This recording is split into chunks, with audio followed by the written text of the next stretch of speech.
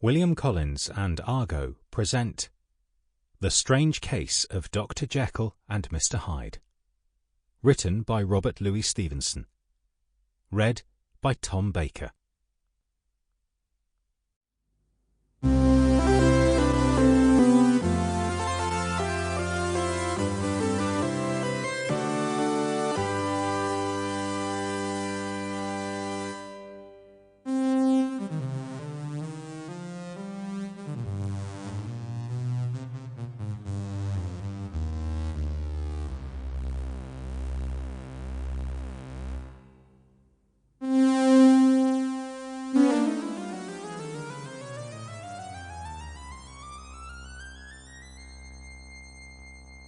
Mr. Utterson the lawyer was a man of a rugged countenance that was never lighted by a smile. Cold, scanty and embarrassed in discourse, backward in sentiment, lean, long, dusty, dreary, and yet somehow lovable. His friends were those of his own blood, or those whom he'd known longest, and his affections, like ivy, grew with time. Hence, no doubt, the bond that united him to Mr. Richard Enfield, his distant kinsman, the well-known man about town. It was a nut to crack for many what these two could see in each other, or what subject they could find in common. It was reported by those who encountered them on their Sunday walks that they said nothing, looked singularly dull, and would hail with obvious relief the appearance of a friend. For all that, the two men put the greatest store by these excursions, counted them the chief jewel of each week, and not only set aside occasions of pleasure, but even resisted the calls of business, that they might enjoy them uninterrupted. It chanced on one of these rambles that their way led them down a by-street in a busy quarter of London. The street was small and what is called quiet. On one corner, the street was broken by the entry of a court, and just at that point, a certain sinister building thrust forward its gable on the street. It was 2 stories high, showed no window, nothing but a door on the lower story, and a blind forehead of discolored wall on the upper, and bore in every feature the marks of prolonged and sordid negligence. The door, which was equipped with neither bell nor knocker, was blistered and distained.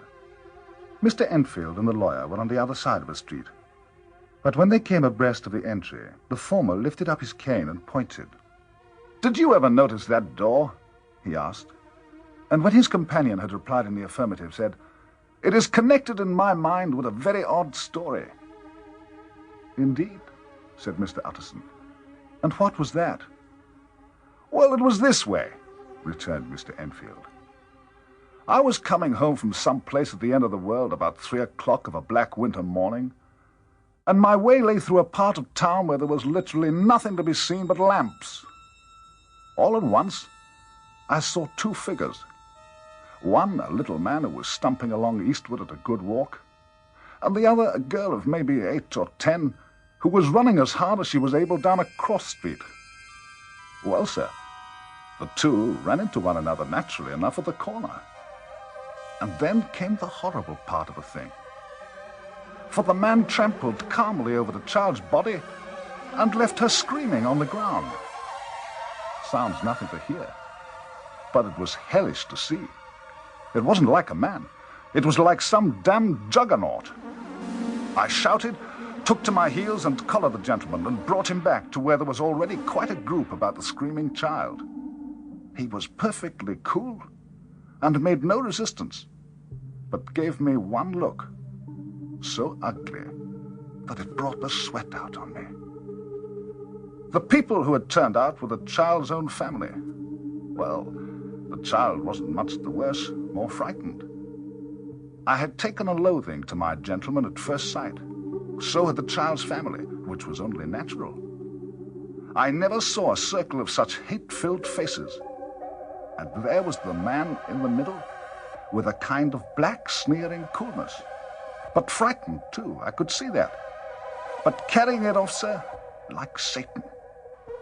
"If you choose to make capital of this accident," he said, "I am naturally helpless. No gentleman but wishes to avoid a scene. Name your..." Sample complete. Ready to continue?